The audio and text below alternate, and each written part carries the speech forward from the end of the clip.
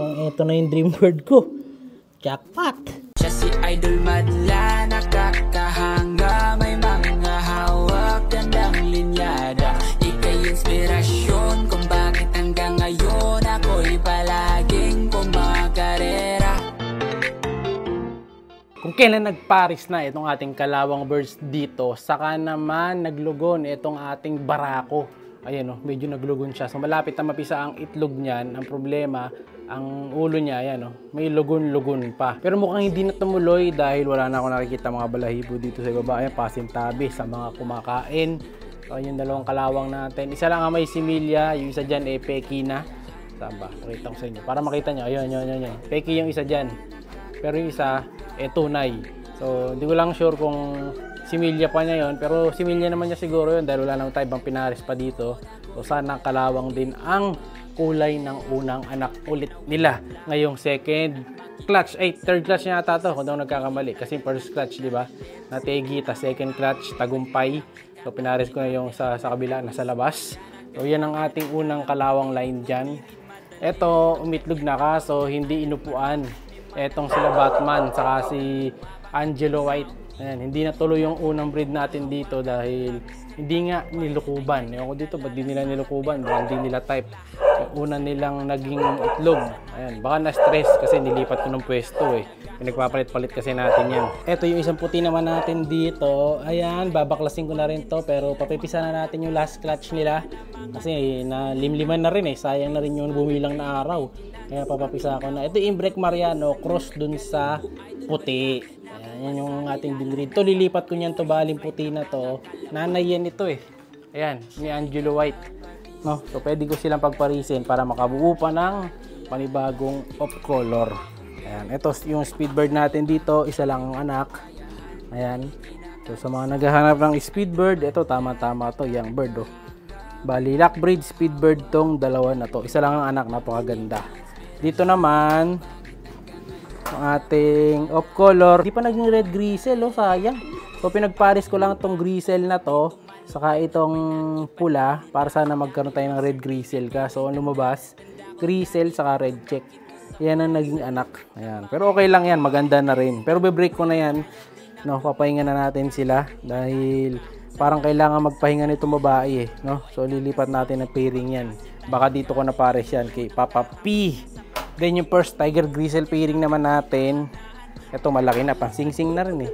Ayan, ito yung Tiger Grizzle natin mga kalapatid. So, pinaris natin sa itim. Ayan, oh, napakagandang Tiger Grizzle na ang tatay ay yung kalawang kanina. So yung unang anak naman nila ito. May sing-sing na ba to? Wala pa yata. Check ko nga. Wala. Hindi ko pala nasing-singan to. Kala ko sining-singan ko kahapon to. So lalagyan na rin natin mamaya ng sing-sing to. Ayan. Kukunin natin yung anak, lalagyan natin ng ring. So sana maging kulay itim para solid ang maging anak niya. Sana ganito na yan ha, na kulay itim yung dream bird natin. Sana matupad na yung dream bird natin. Ito na yung tutupad dyan, yung isang ibon na to. Ayan, kaya pinagpares ko yung dream bird natin na Tiger Grizzle cross dito sa itim na Bande Merwe, cross Koopman Reiso. Ayan, sana ay matupad nga nila yung ating pangarap na kulay na ibon, no? Dahil gusto ko talaga, 'di ba, yung Black Tiger Grizzle. So, yun nakuha natin, hindi ganun kaitim na Tiger Grizzle. Kaya sana mapaitim natin 'yan. So, kunin natin yung sing-sing. Dito tayo kukuha ng ring.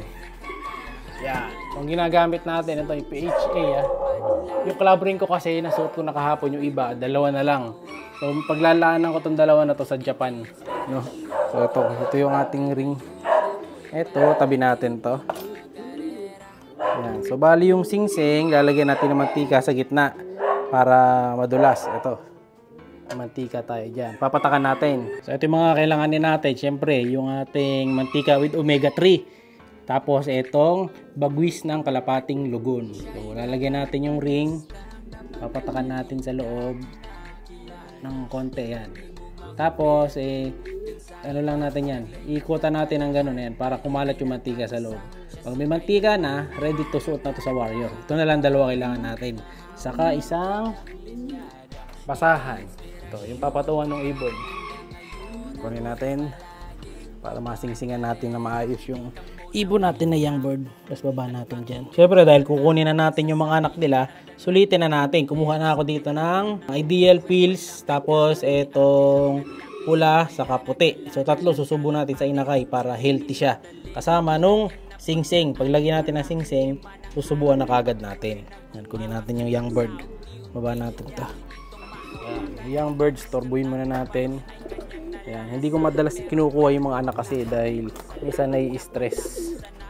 So yun yung ibon. Ito yung anak nila. Ayan o, ganda ng kulay, makinis o. Oh, mukhang itim. Ayan o, walang puti sa pakpak, mukhang itim na to. Kung ito na yung dream bird ko. Jackpot!